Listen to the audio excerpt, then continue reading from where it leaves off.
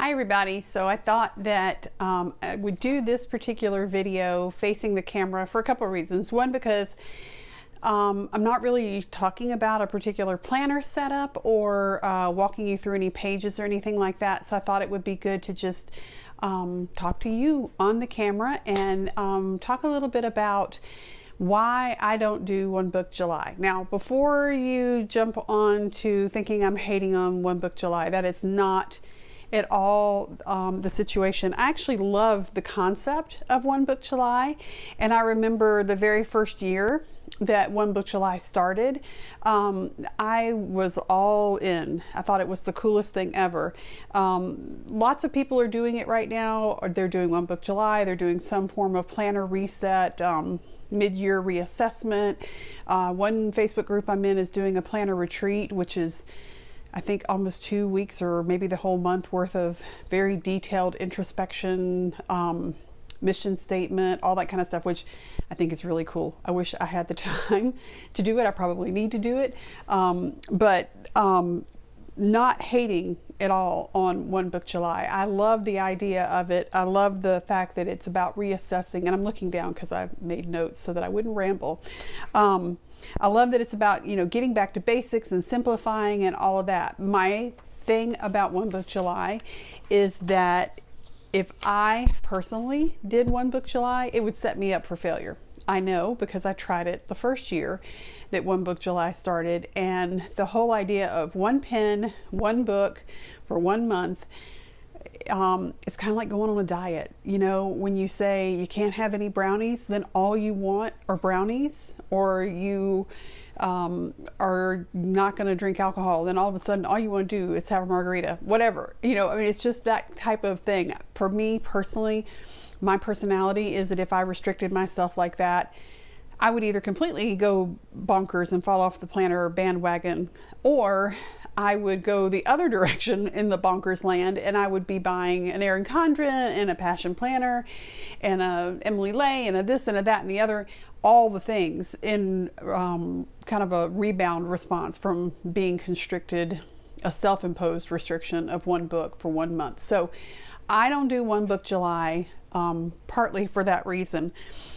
But what I do instead of One Book July, the 1 month, one pen, one book kind of thing, is that I use the slower summer months to just reassess my planning, what I'm doing, what's working, what's not working, what am I missing, that type of thing. What I do also try to do, and some of you that have known me for a few years will know that I'm getting a little better about this than I used to be, is I try to avoid the mid-year planner launch hysteria.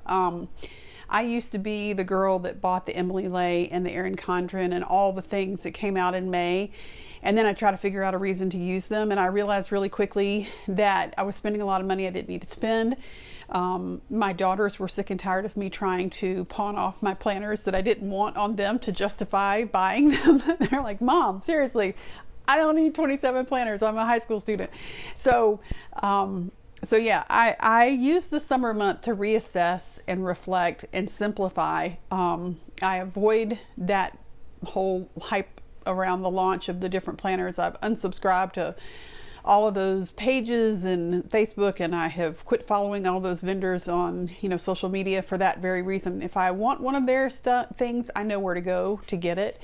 And if I don't want to hear the hype and be tempted to buy something that I'm then going to have to try to figure out later on how I'm going to use. I'll try to insert a picture here if I can figure out. I'm still learning about video editing, of a picture of my desk a few years ago that I shared with my friend Lisa the other day. It popped up in my memories and it made me laugh because I think Lisa and I counted 5 or 6 different planners on my desk at the same time that apparently I was actively trying to use, and it was in July. So that's just kind of where things were with me, and part of, I guess, the evolution and growing and maturing that I've been doing in terms of my planning. So anyway, what do I do aside from not buying everything that's on the market? I do take stock. I try to reevaluate and look at my planner. So every night I have a ritual of sitting down with my planner in the evening, and I kind of flip through, the week, the day, the month, and, kind of reassess. Well, in the summer, when things are not quite so hectic and there's not so much going on in the evenings and not so many places that we have to be and people that we have to do things with and that kind of thing, I use this time to kind of reassess and reevaluate what's in my planner and look at what's working, what's not working, what do I need to change. I look at the back of my planner where I have all my reference stuff. I have tabs. I have one for myself, I have one for my family, I have one for finances, and I have one for reference. Those are the 4 sections that I have in the back. And then within those, things are kind of subdivided. I don't have a bunch of other tabs. I just, like the things for my kids tend to be in the front of the family section. The things for the whole family tend to be in the back. If we're planning a trip or a big event, that's in the very front of the family section in front of everything else. It's just kind of based on what gets the most attention or priority kind of thing. Anyway, I flip through all of that and I look at it and I think, when was the last time I looked at these pages? Do I really need to know this? For example, my daughter's school schedule, school calendar, in June and July, she's out of school. I don't need last year's school calendar. I don't quite need next year's school calendar yet. And so I pull one out and I'll either print the next year's out and have it ready to go, or I just leave that out. I look at things like trackers. I look at things like doctor visit notes, other things. Like I tend to stick things from the kids' school activities in my planner ahead of time and then sometimes forget to pull it out. And all of that adds bulk, all of that adds weight, all of that adds mental weight as well. So I just take it all out and do kind of a deep clean. And then I look at the things that I'm using the most, and I evaluate why I'm using them. Is it because of, the season of life that we're in? Or is it because something else is going on? And are those pages working well or not working well? Do I need to reevaluate and do something different? And then I look at the things that I'm not using, and why am I not using them? So in this situation, I'm thinking about like my monthly pages, my weekly pages, my daily pages, my notes, shopping list, that kind of stuff. And when I did this a few years ago, I realized that I had my notes in the back of my planner. And I'm sorry, I'm Italian, I talk with my hands. I had my notes in the back of my planner, and I realized that I wasn't using my notes section because it was awkward to me to write in the back of my planner because it was, it was all the way back here. So when I needed to write, if it was the very last thing, it just was awkward feeling. So what I did was I just moved the notes to the front of the planner. And it was, with rings, super easy. That's one of the things I love about rings. And it made it really easy to all of a sudden make use of something that is potentially very powerful in a planner, having a blank place to jot notes when you need it. You could file it later, that I wasn't using at all because just simply where it was placed in my planner. Another thing is I realized that I really like having my grocery list, which is right here, in the front of my planner. It's literally the very first thing, even before the, if you find this planner, who do you call type of thing. My grocery list is here. I like that because it's easy to access. When I go to the grocery store, I can just lay my planner in the buggy in front of me and cross things off. My kids know to look here, to write things down. Those are some things that have come out of this reassessment that I do. And so I look at, what's working, what's not working. Is there anything I need to take out? Is there anything I need to do differently? Can I file some things away? And then I also think about what's falling through the cracks. Where are things that I'm getting caught off guard with, or things that I feel like I'm having to scramble? And is it because I'm not tracking it in my planner? Am I not organizing that in a way that would be more effective or suitable? For example, our dog has to have a special registration with the county, and for a few years it would catch me off guard every year, and the date that it's due has not changed. It's August 15th.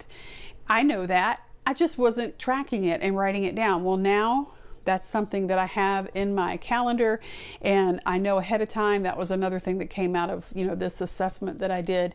And so this past weekend, the letter came from the county saying, you need to register your dog.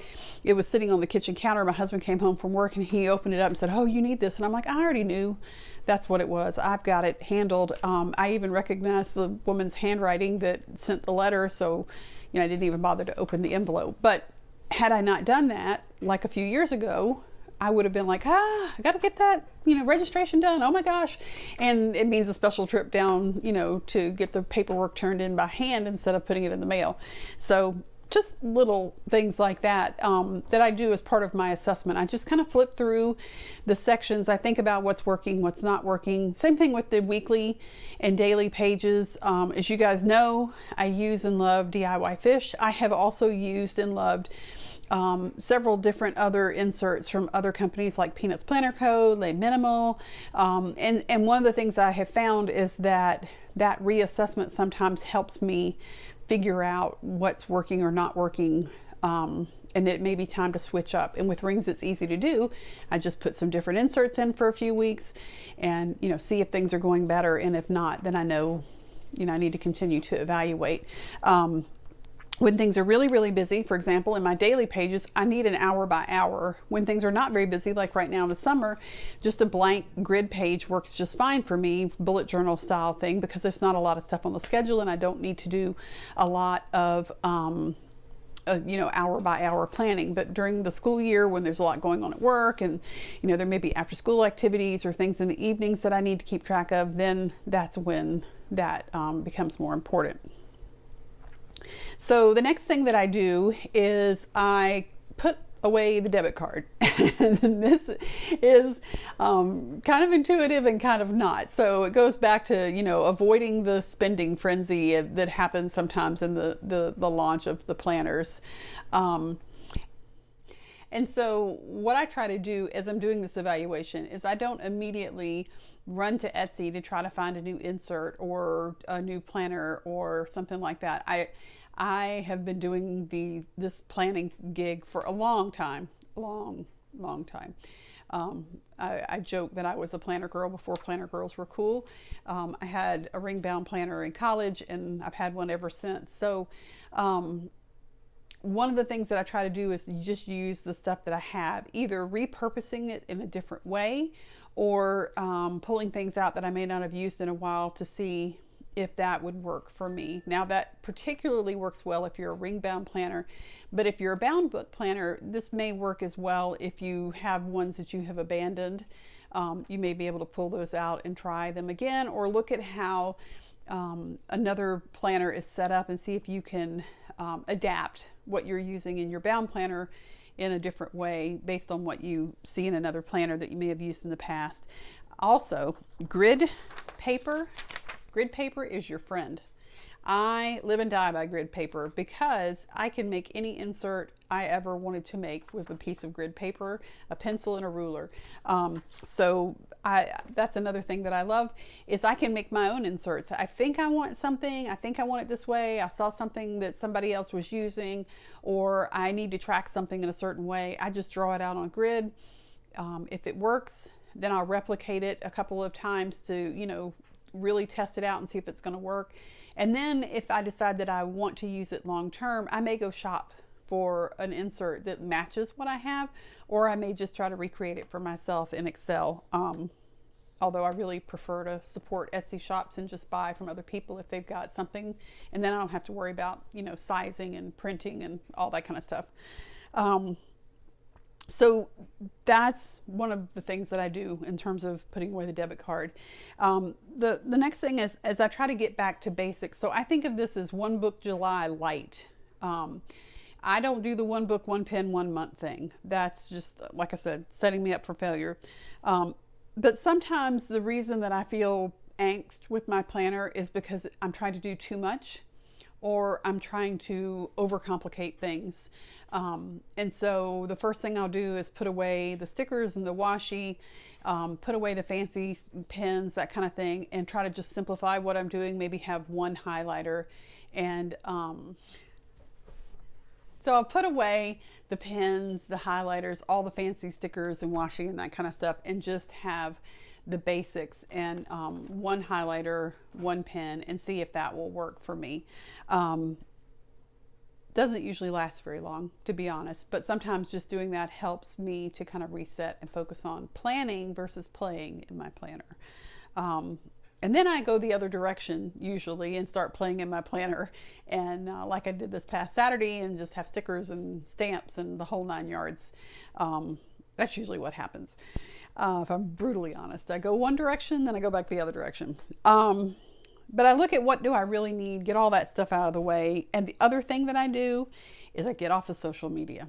This is my biggest challenge. I love to look at other people's planner pages. I love to look at videos. I love to scroll the Facebook groups and that kind of stuff. But as soon as I spend any significant amount of time there, I seem to always squirrel with my planner. And it's not because necessarily something's not working with what I'm using. It's just that I see somebody else's and I think, oh, that's really cool. I want to do that. And I go set up a traveler's notebook, or I go pull out my Hobonichi or whatever. And I try to use things the way they were using things. Now, my life is not their life. My schedule's not their schedule. My style is not their style. And just because I like what they did doesn't mean it's going to work for me. It might, but what I'm trying to teach myself is that if what I have is working just fine, then just stick with what I have and admire what other people are doing, compliment them on what they're doing, enjoy looking at their planner evolution, but avoid the trap of feeling like I have to change and be like them, which usually sets me up for a swirling episode that costs me a lot of money and usually causes me to have a lot of regret, sends me back to where I started.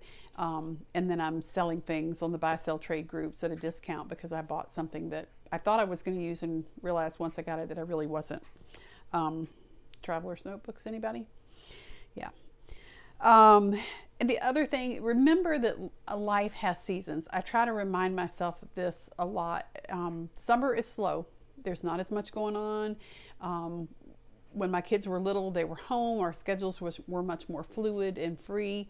And then when school would start up and after school activities and all that, things got busy. So I try to not make drastic changes in my planner because of a season that's short-lived, like the summer.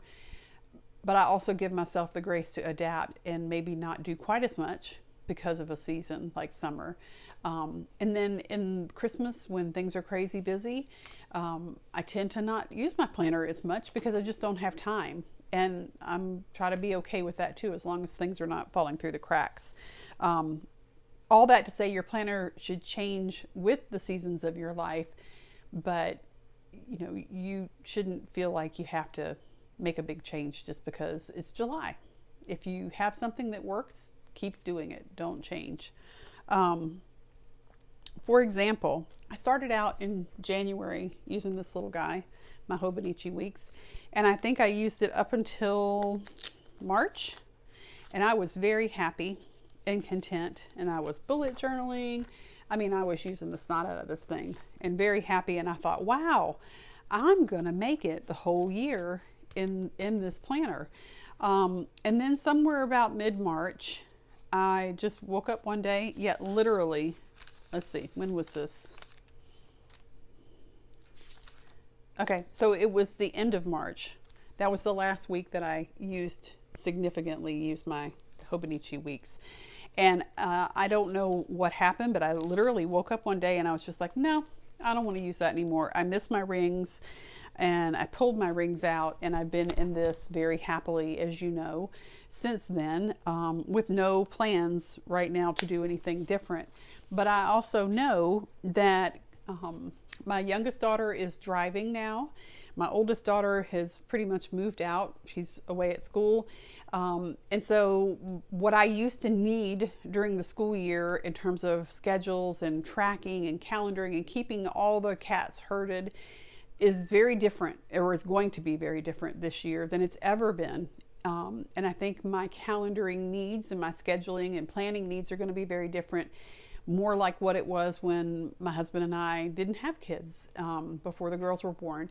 And so I may end up going back to this. This may end up being just enough. When I am only worrying about what he and I are doing and where we need to be in major events in our daughter's lives, which I think would be kind of funny and ironic. But the good news is this goes until December, and I know where I can get next year. So we'll see. We'll see where things go. I am very happy in my rings right now. Have no plans to move out of it, but I also feel like there are some things that, as I've been doing this evaluation, there are some things that I feel like I'm just writing in there every day that I may not need to, which is part of why I'm changing up a little bit what I'm going to do in August. And you'll see that in my August setup video, that I'm just kind of going to experiment a little bit, staying in the rings, doing things a little bit differently, see how that works. And who knows, we'll see where it goes. Okay, so this is running really long. I didn't mean for this to be a 20-minute video. I think I'm going to have to edit some. The last point I wanted to make is that don't let a stressful or busy season in your life derail your planner. I've had this conversation with my friend Lisa and my daughters many times, that when things get crazy busy, like when I have a big project at work, the kids have a lot going on, my husband's really busy, there may be other things going on in our lives, I tend to want to set up a new planner to try to corral the chaos in my mind and in my life. And what I have been trying to do this year is not do that as much. Now, I have obviously not been 100% successful because I moved from the weeks to the rings, but there have been multiple times since March that I have wanted to squirrel and move into a different planner, that I've actually bought a different planner and went to set it up and sat there at my desk and thought, what are you doing? Why are you doing this? Why are you setting this up? This is not going to make things any less crazy or busy or stressful. Let's figure out how to make the rings work. And I got rid of that other temptation very quickly, gone out of the house.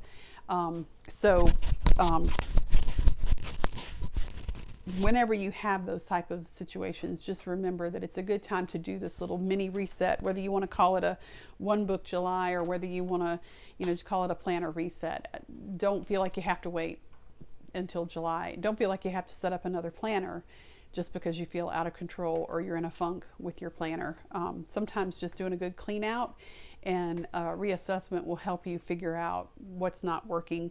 What are you trying to accomplish in your planner? What, is it just a hobby for you, or something you enjoy, stickering and all that, which I totally get. That's what my Hobonichi is all about. My VEC is all about the creativity, the memory keeping, the stickers, the fun stuff. But my ring planner is very different. That's the workhorse. That's all about business. So, reevaluating frequently for me helps me to stay on track. So while I'd say I don't do one book July, I've just spent 20 minutes telling you about the way that I sort of kind of do one book July. I just do it a lot more frequently than July. And I do embrace the idea of one book July in terms of reassessing and reevaluating and taking things down to the basics as much as you need to make your life simple in your planner work for you. I know that for me, setting up one book July in the strictest definition of the project is just setting me up for personal stress and failure, because I'm going to look at that brownie and want that brownie. And I just said, no, you can't have the brownie until August 1st. And that's just not going to work for me. I'm going to eat the whole flipping pan of brownies. So I'm just not going to go there. And as long as I tell myself I can have the brownie, I don't really care about a brownie. It's crazy. It's how my mind works. Anyway, the other thing is I've always been a one planner girl. Like I said, I've been a planner girl forever and ever and ever. I took Franklin Covey classes back in the day when they used to do classes in corporations. I don't even know if they still do or not, but you know, they always taught the idea of, you know, one life, one book. And so that's kind of what I have always lived by, is I don't have a work life and a personal life. I don't have a mom life and a wife life. I have one life. Everything goes in that book. Now, right now for work, I keep a bullet journal, but it's really just notes from meetings and task lists and things like that. So in some ways I've got that segmented, but it's more because I didn't want the clutter and the distraction in my personal planner. But big events, you know, everything gets tracked in the one book all the time. One pen, that's a whole different story. I would die if I could only use one pen. So that'll never happen. Never happen. Anyway, I'm sorry this ran so long. I hope that you enjoyed it, and I would love to hear if you're doing One Book July, how is it going for you? Did you find it to be helpful this month? Did you find it, like I have in years past, to be more stress than clarity? And did it change your planning at all? What you did in June versus what you're planning to do in August, or are you just going right back in to what you've always done? That was the thing too for me, is I just felt like it took a slice of my life for July into a different format, and then I went right back to what I had been doing. So maybe I've just got myself so entrenched in one system that there's no hope for me to try moving to something different. I don't know. Anyway, thank you so much for watching. I hope that you enjoyed this, and I hope that you will like this video and subscribe. I have an August planner setup video coming soon, and some other videos as well around storing my ring inserts and what I do with those. So look for those videos in the coming weeks, and take care, everybody. Have a great day. Bye.